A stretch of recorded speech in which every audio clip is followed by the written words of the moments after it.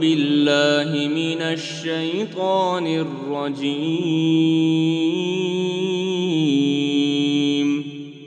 بسم الله الرحمن الرحيم.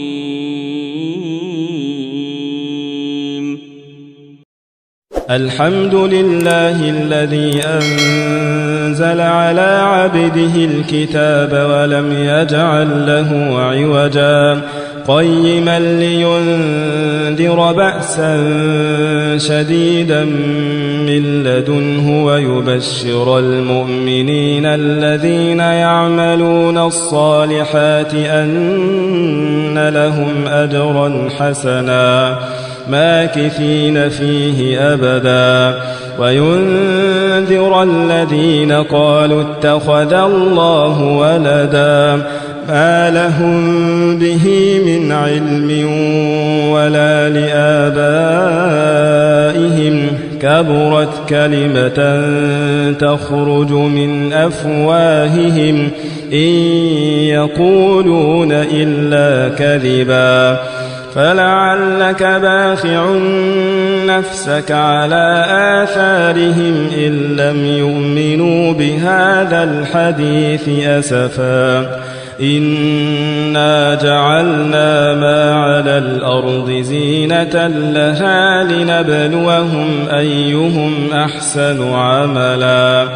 وإنا لجاعلون ما عليها صعيدا جرزا أم حسبت أن أصحاب الكهف والرقيم كانوا من آياتنا عجبا إذ أوى الفتية إلى الكهف فقالوا ربنا آتنا من لدنك رحمة وهيئ لنا من أمرنا رشدا فضربنا على آذانهم في الكهف سنين عددا ثم بعثناهم لنعلم أي الحزبين أحصى لما لبثوا أمدا نحن نقص عليك نبأهم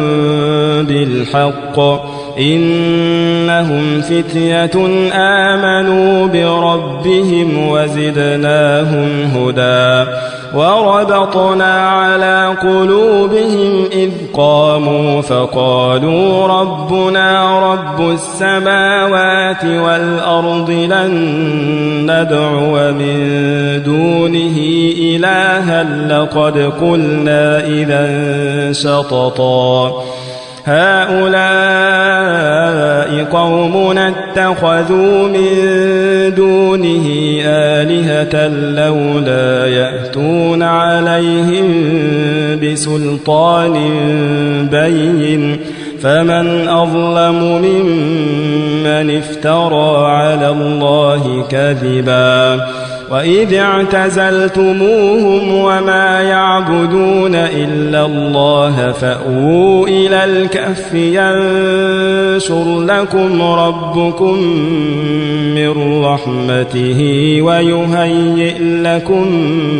من أمركم مرفقا وترى الشمس إذا طلعت تزاور عن كهفهم ذات اليمين وإذا غربت تقرضهم ذات الشمال وهم في فجوة منه ذلك من آيات الله من يهد الله فهو المهتد ومن يضلل فلن تجد له وليا مرشدا وتحسبهم أيقاظا وهم رقود ونقلبهم ذات اليمين وذات الشمال وكلبهم باسط ذراعيه بالوصيد لو اطلعت عليهم لوليت منهم فرارا ولملئت منهم رعبا وكذلك بعثناهم ليتساءلوا بينهم قال قائل منهم سئلتم كم لبثتم قالوا لبثنا يوما أو بعض يوم قالوا ربكم أعلم بما لبثتم فبعثوا أحدكم بورقكم هذه إلى المدينة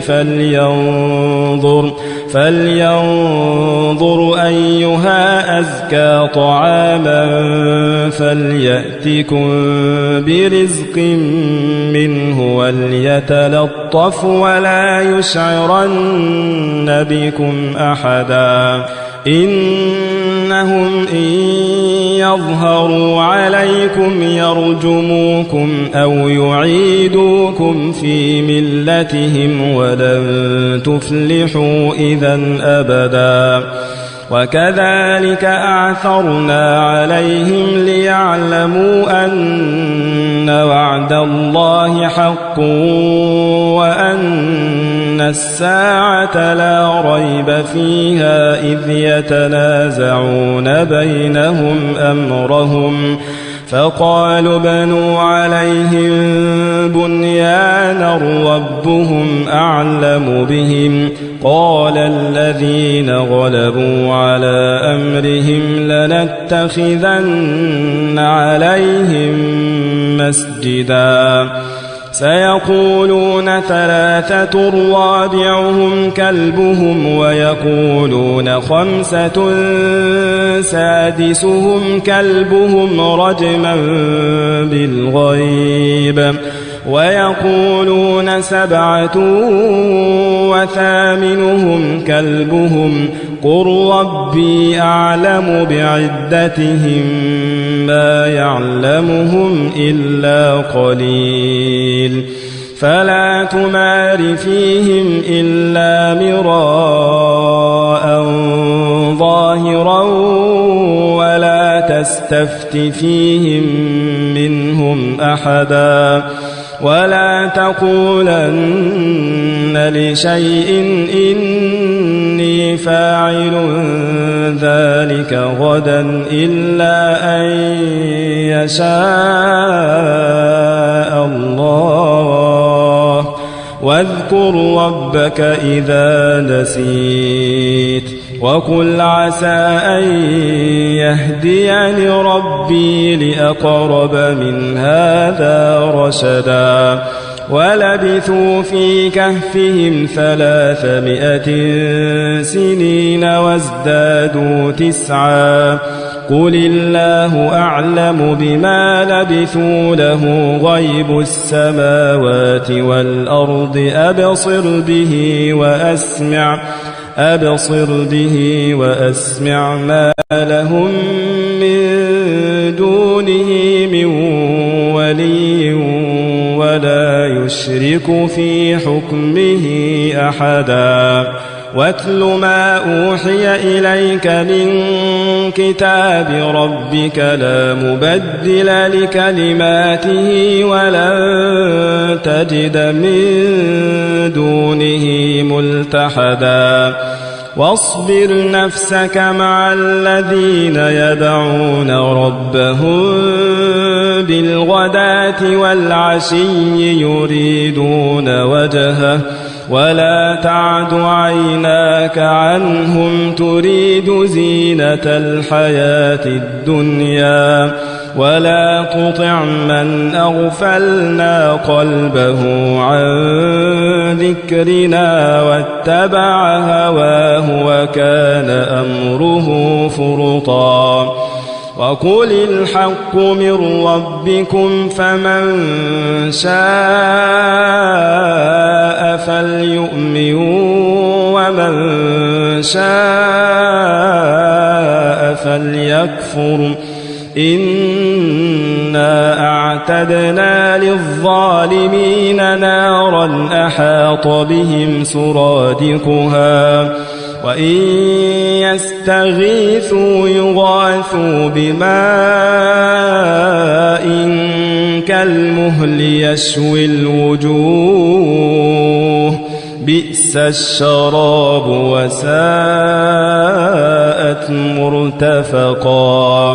إن الذين آمنوا وعملوا الصالحات إنا لا نضيع أجر من أحسن عملا أولئك لهم جنات عدن تجري من تحتهم الأنهار يحلون فيها من أساور من ذهب ويلبسون ثيابا خضرا من سندس واستبرق متكئين فيها على الأرائك نعم الثواب وحسنت مرتفقا واضرب لهم مثل الرجلين جعلنا لأحدهما جنتين من أعناب وحففناهما بنخل وجعلنا بينهما زرعا كلتا الجنتين آتت أكلها ولم تظلم منه شيئا وفجرنا خلالهما نهرا وكان له ثمر فقال لصاحبه وهو يحاوره أنا أكثر منك مالا وأعز نفرا ودخل جنته وهو ظالم لنفسه قال ما أظن أن تبيد هذه أبدا وما أظن الساعة قائمة ولئن رددت إلى ربي لأجدن خيرا منها منقلبا قال له صاحبه وهو يحاوره أكفرت بالذي خلقك من تراب ثم من نطفة ثم سواك رجلا لكن هو الله ربي ولا أشرك بربي أحدا ولولا إذ دخلت جنتك قلت ما شاء الله لا قوة إلا بالله إن ترني أنا أقل منك مالا وولدا فعسى ربي أن يؤتيني خيرا من جنتك ويرسل عليها حسبانا من السماء فتصبح صعيدا زلقا أو يصبح ماؤها غورا فلن تستطيع له طلبا وأحيط بثمره فأصبح يقلب كفيه على ما أنفق فيها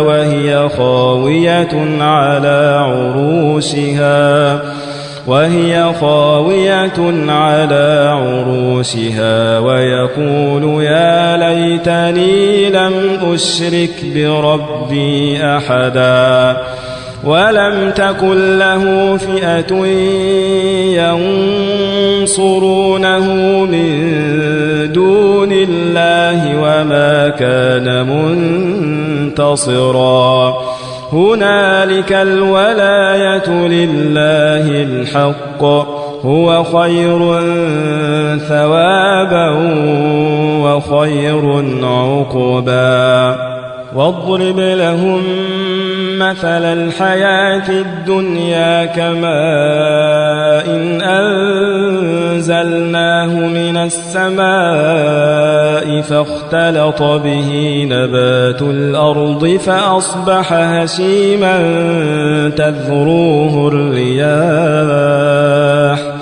وكان الله على كل شيء مقتدرا المال والبنون زينة الحياة الدنيا والباقيات الصالحات خير عند ربك ثوابا وخير أملا ويوم نسير الجبال وترى الأرض بارزة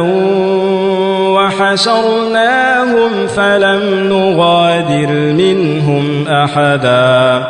وعرضوا على ربك صفا لقد جئتمونا كما خلقناكم أول مرة بل زعمتم أن لن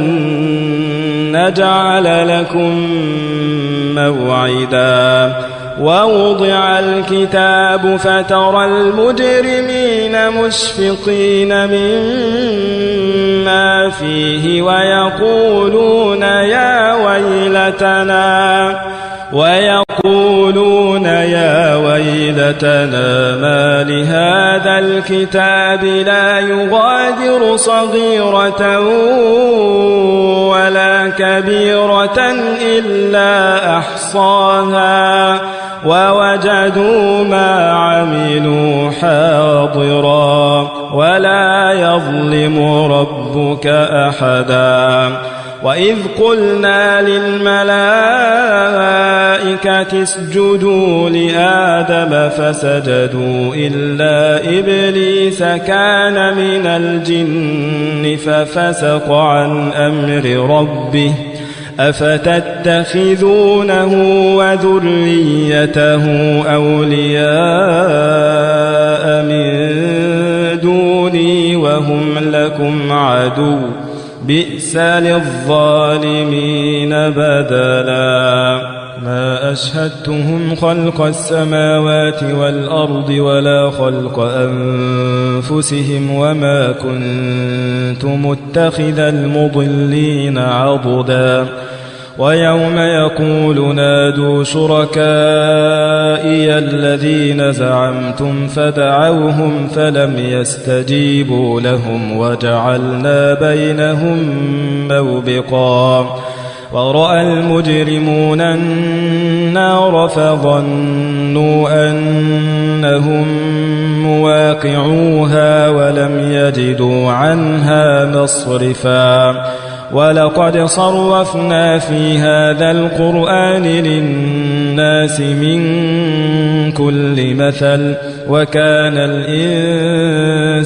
أكثر شيء جدلا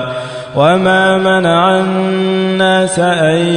يؤمنوا إذ جاءهم الهدى ويستغفروا ربهم إلا أن تأتيهم سنة الأولين أو يأتيهم العذاب قبلا وما نرسل المرسلين إلا مبشرين ومنذرين ويجادل الذين كفروا بالباطل ليدحضوا به الحق واتخذوا آياتي وما أنذروا هزوا ومن أظلم ممن ذكر بآيات ربه فأعرض عنها ونسي ما قدمت يداه إنا جعلنا على قلوبهم أكنة أن يفقهوه وفي آذانهم وقرا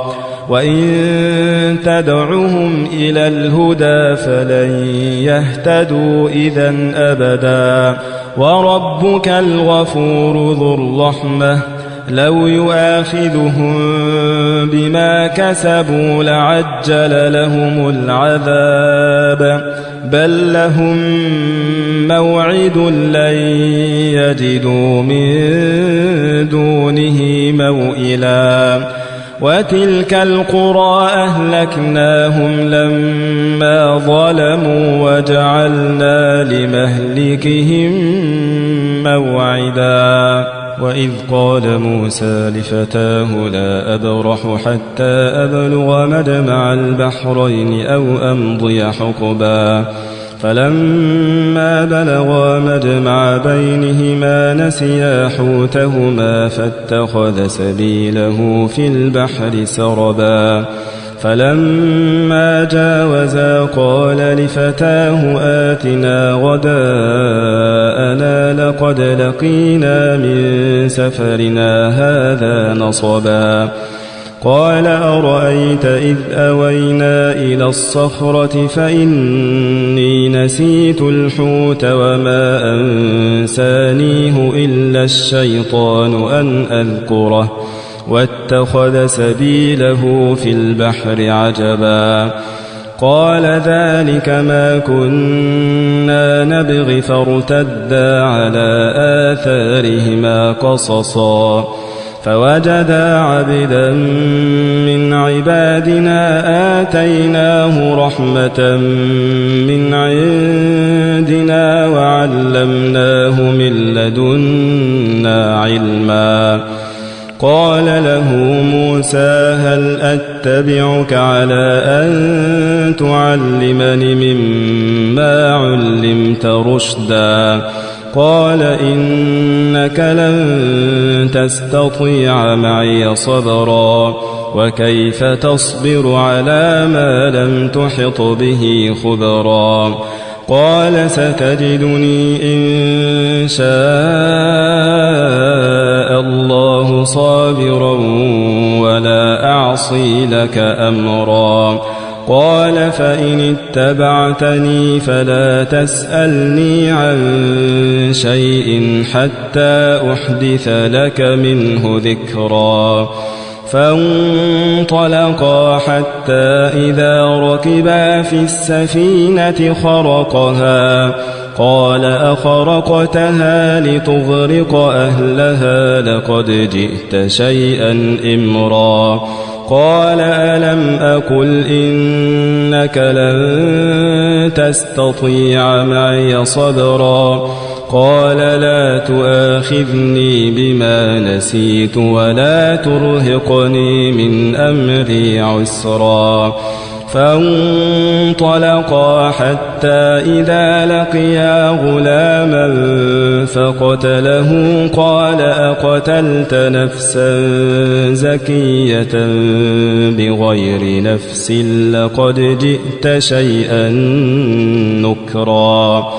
قال ألم أقل لك إنك لن تستطيع معي صبرا قال إن سألتك عن شيء بعدها فلا تصاحبني قد بلغت من لدني عذرا فانطلقا حتى إذا أتيا أهل قرية استطعما أهلها فأبوا أن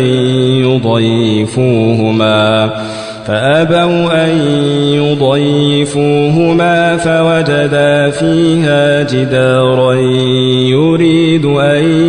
ينقض فأقامه قال لو شئت لاتخذت عليه أجرا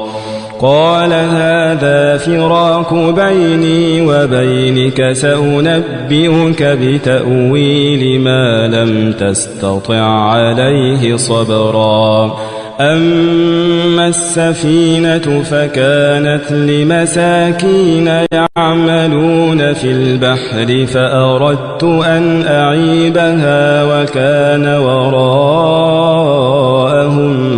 ملك يأخذ كل سفينة غصبا وأما الغلام فكان أبواه مؤمنين فخشينا أن يرهقهما طغيانا وكفرا فأردنا أن يبدلهما ربهما خيرا منه زكاة وأقرب رحما وأما الجدار فكان لغلامين يتيمين في المدينة وكان تحته كنز لهما وكان أبوهما صالحا وكان أبوهما صالحا فأراد ربك أن يبلغا أشدهما ويستخرجا كنزهما رحمة من ربك وما فعلته عن أمري ذلك تأويل ما لم تسطع عليه صبرا ويسألونك عن ذي القرنين قل سأتلو عليكم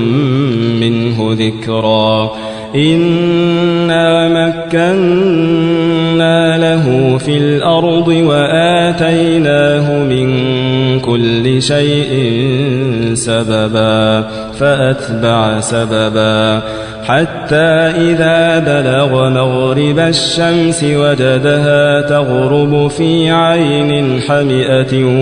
ووجد عندها قوما قلنا يا ذا القرنين إما أن تعذب وإما أن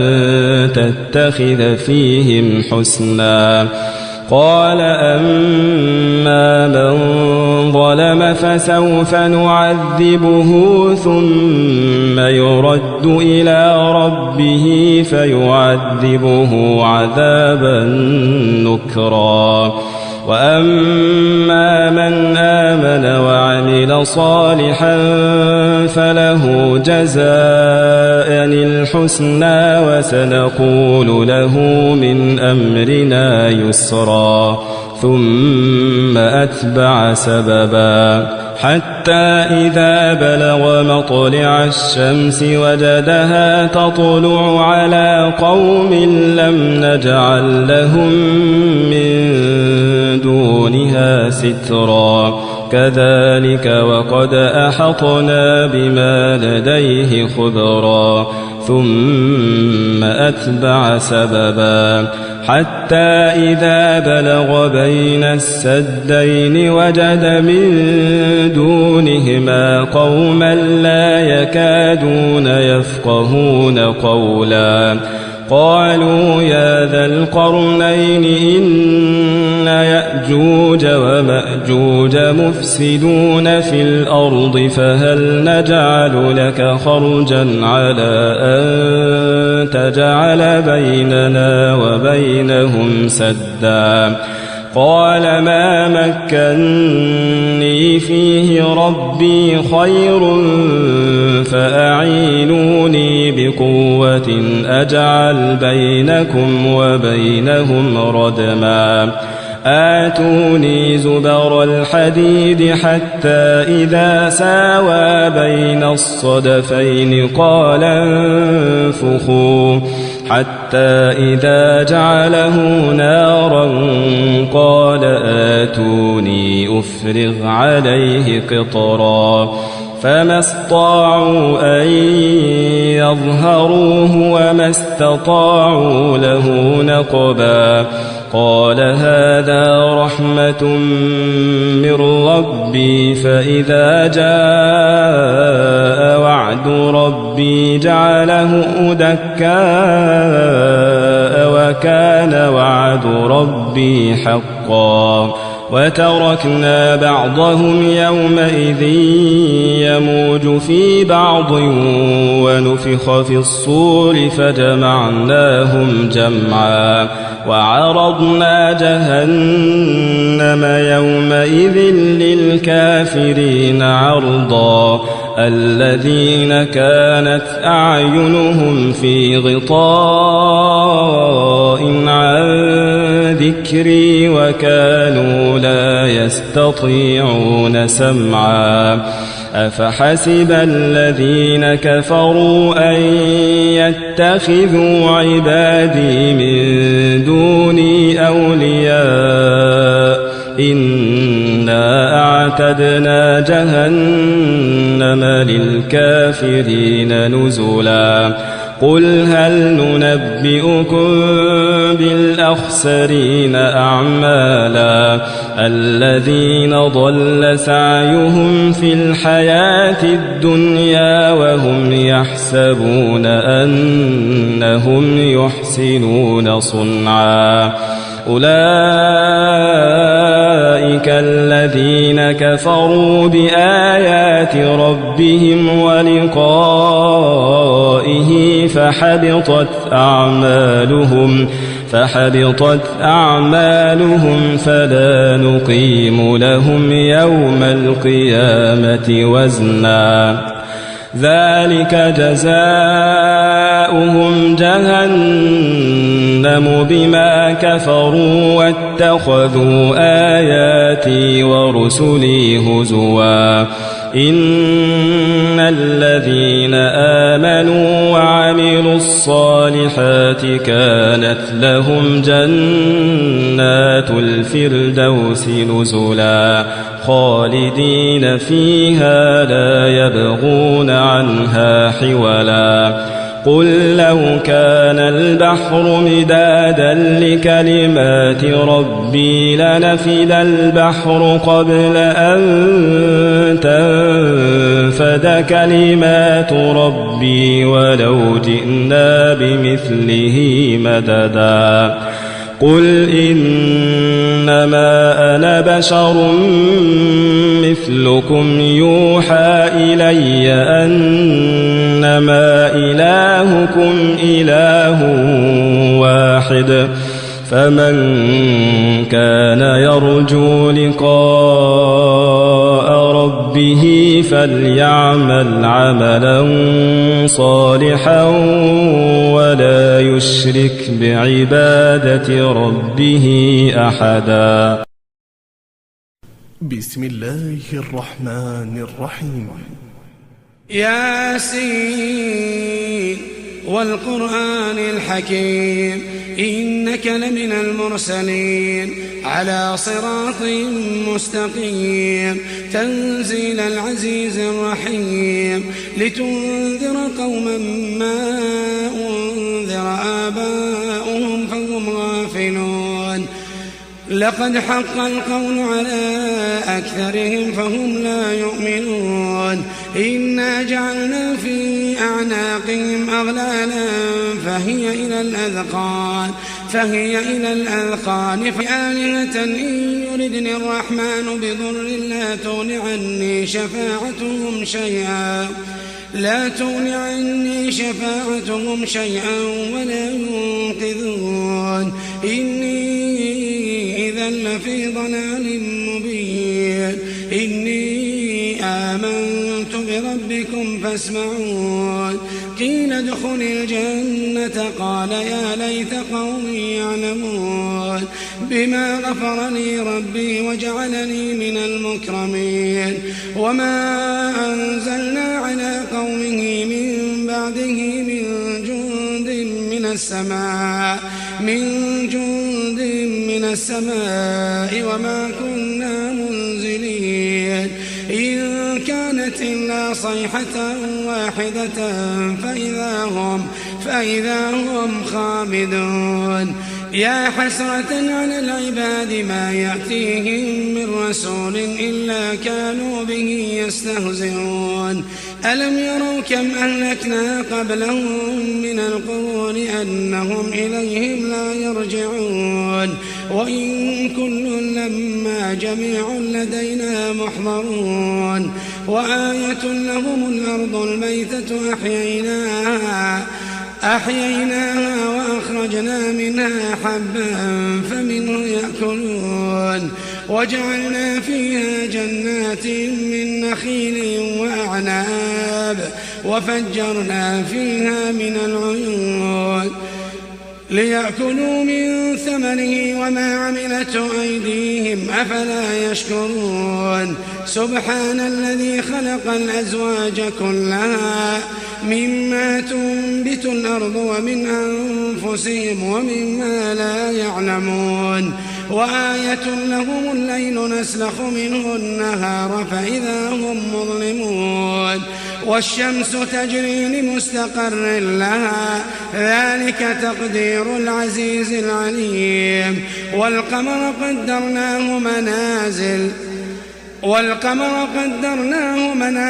حتى عاد كالعرجون القديم لا الشمس ينبغي لها أن تدرك القمر ولا الليل سابق النهار وكل في فلك يسبحون وآية لهم أنا حملنا ذريتهم في الفلك المشحون وخلقنا لهم من مثله ما يركبون وإن نشأ نغرقهم فلا صريخ لهم ولا هم ينقذون إلا رحمة منا ومتاعا إلى حين وإذا قيل لهم اتقوا ما بين أيديكم وما خلفكم لعلكم ترحمون وما تأتيهم من آية من آيات ربهم إلا كانوا عنها معرضين وإذا قيل لهم أنفقوا مما رزقكم الله قال الذين كفروا للذين آمنوا أنطعم من لو يشاء الله أطعمه إن أنتم إلا في ضلال مبين ويقولون متى هذا الوعد إن كنتم صادقين ما ينظرون إلا صيحة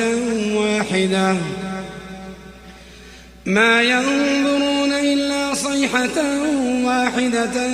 تأخذهم وهم يخصمون فلا يستطيعون توصية ولا إلى أهلهم يرجعون ونفخ في الصور فإذا هم من الأجداث إلى ربهم ينسلون قالوا يا ويلنا من بعثنا من مرقدنا هذا ما وعد الرحمن وصدق المرسلون إن كانت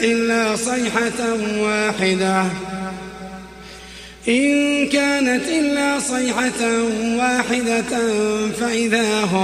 فإذا هم جميع لدينا محضرون فاليوم لا تظلم نفس شيئا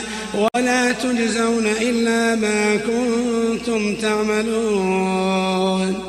إن أصحاب الجنة اليوم في شغل فاكهون هم وأزواجهم في ظلال على الأرائك متكئون إن أصحاب الجنة اليوم في شغل فاكهون هم وأزواجهم في ظلال على الأرائك متكئون لهم فيها فاكهة ولهم ما يدعون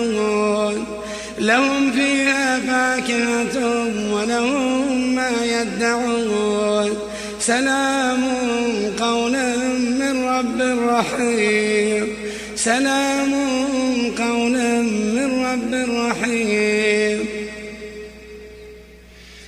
إن أصحاب الجنة اليوم في شغل فاكهون هم وأزواجهم في ظلال على الأرائك متكئون لهم فيها فاكهة ولهم ما يدعون سلام قولا من رب رحيم وامتازوا اليوم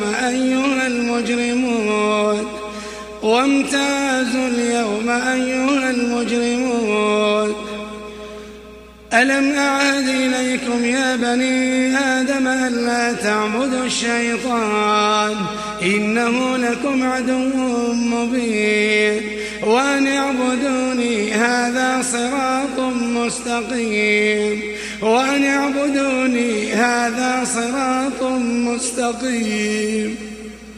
ولقد أضل منكم جبلا كثيرا أفلم تكونوا تعقلون هذه جهنم التي كنتم توعدون اصلوها اليوم بما كنتم تكفرون اليوم نختم على أفواههم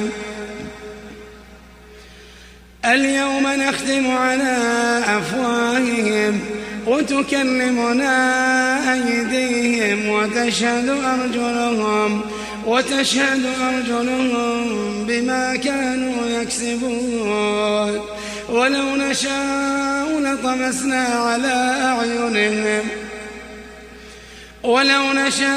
لطمسنا على أعينهم فاستبقوا الصراط فأنى يبصرون ولو نشاء لمسخناهم على مكانتهم فما استطاعوا مضيا ولا يرجعون ومن نعمره ننكسه في الخلق أفلا يعقلون وما علمناه الشعر وما ينبغي له إن هو إلا ذكر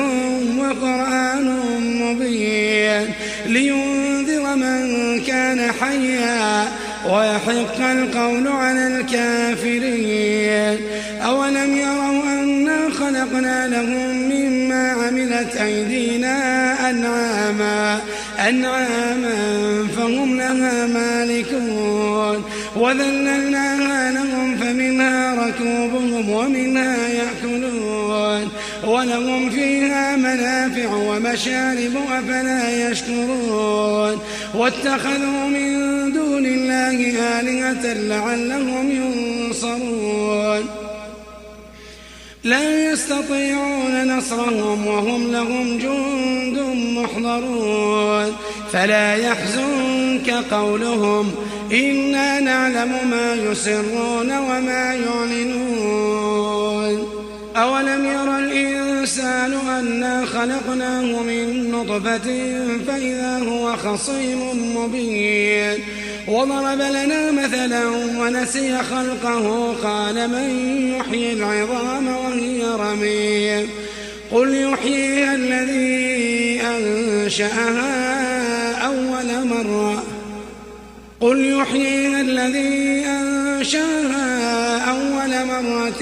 وهو بكل خلق عليم الذي جعل لكم من الشجر الأخضر نارا فإذا أنتم منه توقدون أوليس الذي خلق السماوات والأرض بقادر على أن يخلق مثلهم بلى وهو الخلاق العليم إنما أمره إذا أراد شيئا أن يقول له كن فيكون فسبحان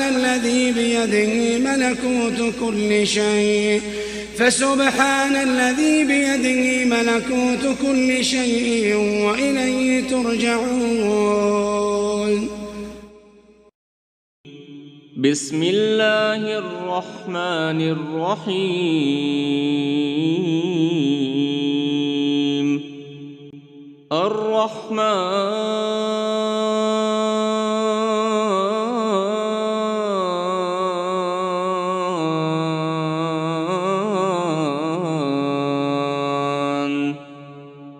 علم القرآن خلق الإنسان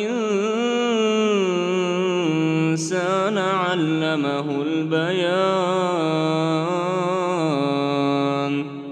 الشمس والقمر بحسبان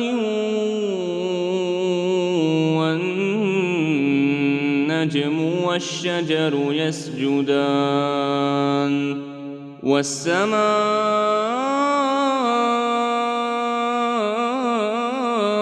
رفعها ووضع الميزان ألا تطغوا في الميزان وأقيموا الوزن بالقسط ولا تخسروا الميزان والأرض وضعها للأنام فيها فاكهة والنخل ذات الأكمام والحب ذو العصف والريحان فبأي آلاء ربكما تكذبان خلق الإنسان من صلصال كالفخار وخلق الجان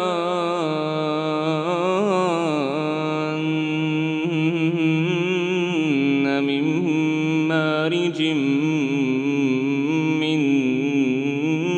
نار فبأي آلاء ربكما تكذبان رب المشرقين ورب المغربين فبأي آلاء ربكما تكذبان مرج البحرين يلتقيان بينهما برزخ لا يبغيان فبأي آلاء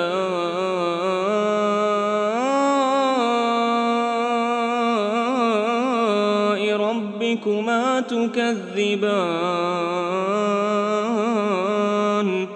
يخرج منهما اللؤلؤ والمرجان فبأي آلاء ربكما تكذبان وله الجوار المنشآت في البحر كالأعلام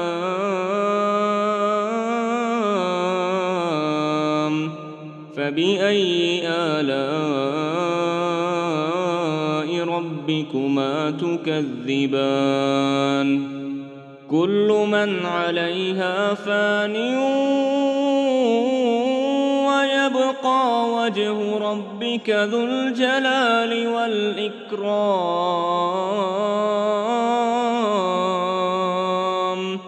فبأي آلاء ربكما تكذبان يسأله من في السماوات والأرض كل يوم هو في شأن فبأي آلاء ربكما تكذبان سنفرغ لكم أيها الثقلان فبأي آلاء ربكما تكذبان يا معشر الجن والإنس إن استطعتم أن تنفذوا من أقطار السماوات والأرض فانفذوا لا تنفذون إلا بسلطان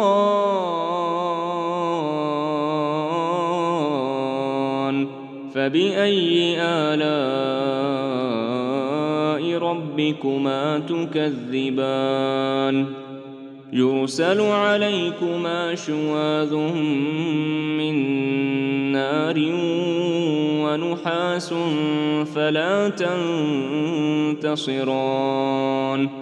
فبأي آلاء ربكما تكذبان فإذا انشقت السماء فكانت وردة كالدهان فبأي آلاء ربكما تكذبان فيومئذ لا يسأل عن ذنبه إنس ولا جان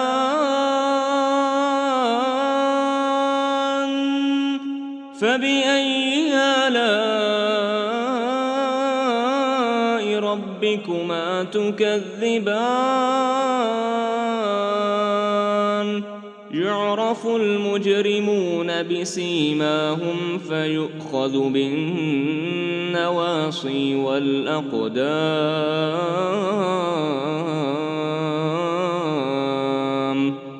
فبأي آلاء ربكما تكذبان هذه جهنم التي يكذب بها المجرمون يطوفون بينها وبين حميم آن فبأي آلاء ربكما تكذبان ولمن خاف مقام ربه جنتان فبأي آلاء ربكما تكذبان ذواتا أفنان فبأي آلاء ربكما تكذبان فيهما عينان تجريان فبأي آلاء ربكما تكذبان فيهما من كل فاكهة زوجان فبأي آلاء ربكما تكذبان متكئين على فرش بطائنها من استبرق وجنى الجنتين دان فبأي آلاء ربكما تكذبان فيهن قاصرات الطرف لم يطمثهن إنس قبلهم ولا جان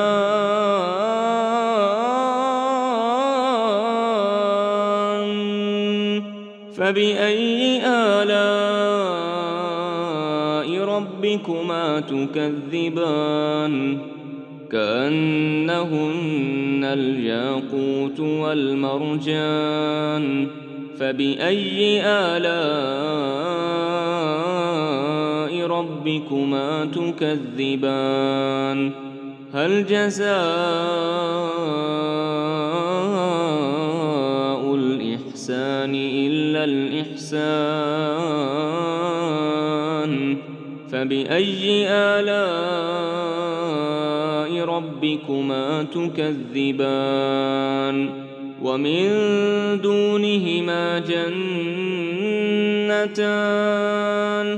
فبأي آلاء ربكما تكذبان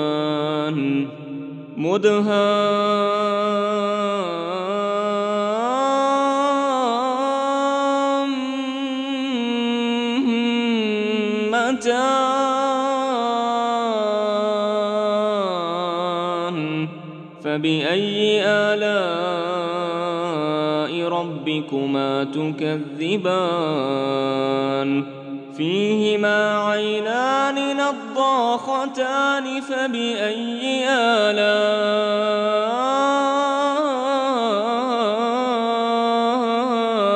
ربكما تكذبان فيهما فاكهة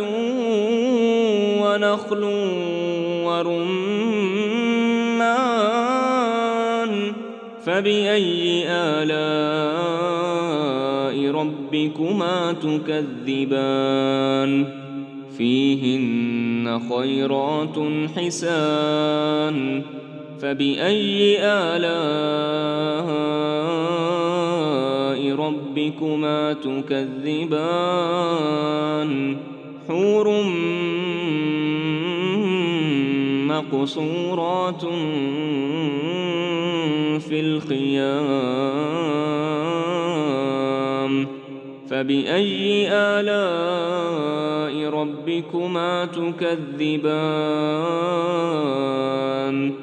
لم يطمثهن إنس قبلهم ولا جان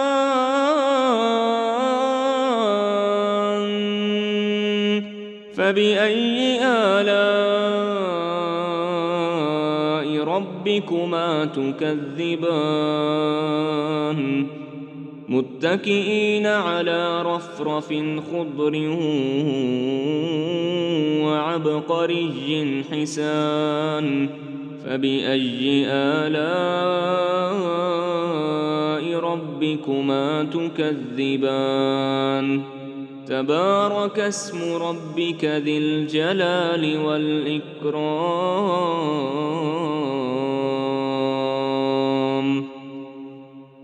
بسم الله الرحمن الرحيم يسبح لله ما في السماوات وما في الأرض الملك القدوس العزيز الحكيم هو الذي بعث في الأميين رسولا منهم يتلو عليهم آياته ويزكيهم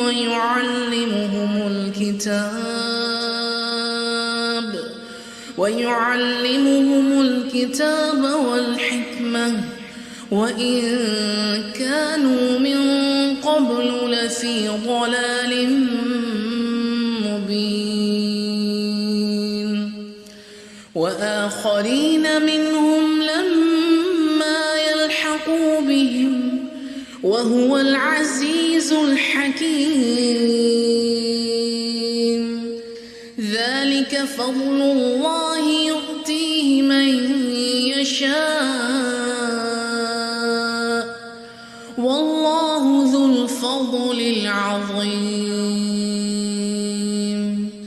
مثل الذين حملوا التوراة ثم لم يحملوها كمثل الحمار يحمل أسفارا بئس مثل القوم الذين كذبوا بآيات الله والله لا يهدي القوم الظالمين قل يا أيها الذين هادوا إن زعمتم أنكم أولياء لله من دون الناس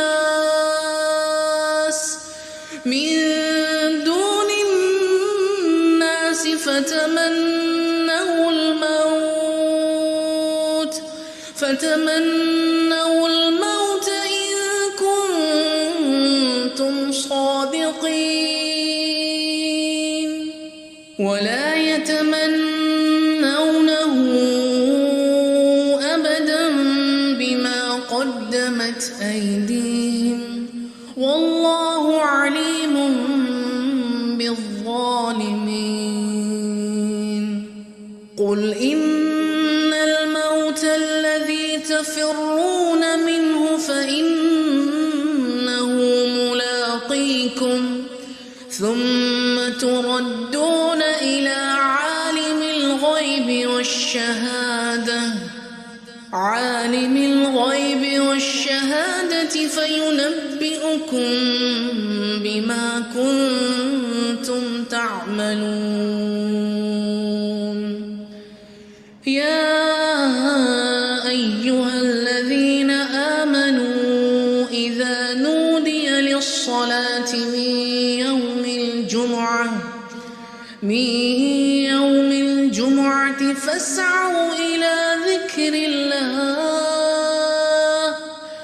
فاسعوا إلى ذكر الله وذروا البيع ذلكم خير لكم إن كنتم تعلمون فإذا قضيت الصلاة فانتشروا في الأرض وابتغوا من فضل الله واذكروا الله كثيرا لعلكم تفلحون وإذا رأوا تجارة أو لهوا انفضوا إليها وتركوك قائما قل ما عند الله خير من اللهو ومن التجارة والله خير الرازقين